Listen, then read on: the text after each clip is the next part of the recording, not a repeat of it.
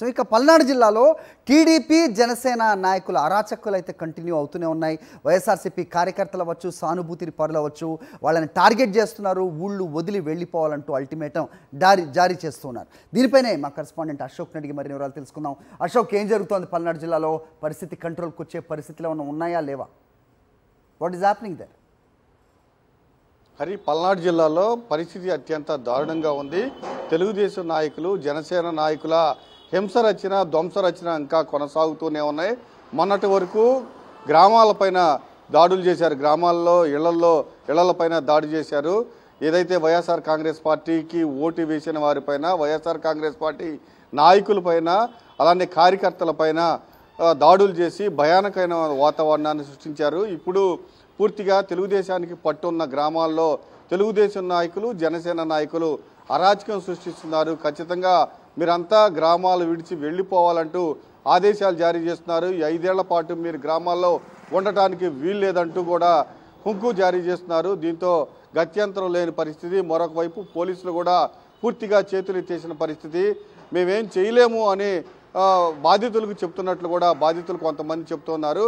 ప్రధానంగా మాచర్ల, గురజాల నియోజకవర్గాల్లో అయితే పరిస్థితి మరీ దారుణంగా ఉంది. మాచర్ల మండలం గొట్టిపాళ్లలో, అలానే మాచర్ల నియోజకవర్గంలో గొట్టిపాళ్ల, గుండ్లపాడు, జంగమహేశ్వరపాడు, ఆత్మకూరు, అడికొప్పల, వేగంపల్లి, చింతపల్లి, ఒప్పిచెర్లలో పూర్తి స్థాయిలో వందలాది మంది కార్యకర్తలు కుటుంబాలతో సహా కట్టుబట్టలతో ఆస్తులు, అలానే ఇళ్లు వదిలిపెట్టి వెళ్ళిపోవాల్సిన పరిస్థితి ఏర్పడింది. ఇక గురజాల నియోజకవర్గంలో అయితే పరిస్థితి మరీ దారుణంగా ఉంది. పిన్నెల్లి అనే ఒక విలేజ్లో దాదాపు 550 నుంచి 600 కుటుంబాలు ఆ గ్రామాన్ని విడిచి వెళ్ళిపోయారు. ఖచ్చితంగా అర్ధరాత్రి ఒక్కసారిగా తెలుగుదేశం నాయకులు దాడి చేస్తున్నారు. ఎందుకు మీరు ఇంకా గ్రామాల్లోనే ఉన్నారు?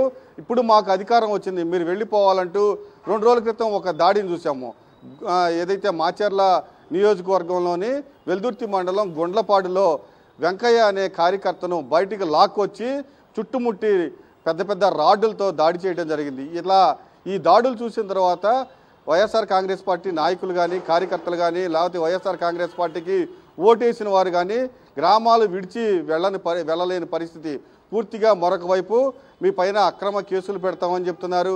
మరొక వైపు అర్ధరాత్రి వచ్చి ఇళ్లపైన దాడులు చేస్తున్నారు, ఇష్టారహితంగా దాడులు చేస్తున్నారు, కాళ్ళు విరగొడుతున్నారు.